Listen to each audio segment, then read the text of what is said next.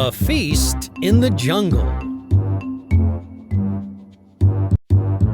Once, all the wild animals organized a grand feast in the jungle. Everyone was invited.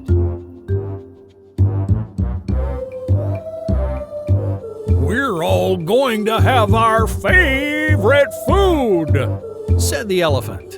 I can't wait, said the giraffe.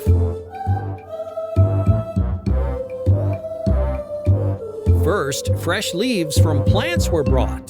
The elephant and the giraffe ate them all. They were hungry. Where is my food?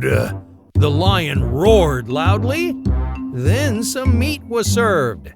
He was happy. The bear apologized for being late. He sat down and ate some meat along with some leaves. Who is going to eat all this fresh fruit? Pointed the elephant.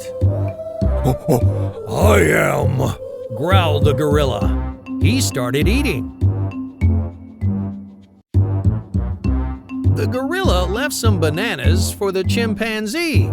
The chimpanzee thanked the gorilla and ate all the bananas. The rabbit ate some carrots. They were delicious.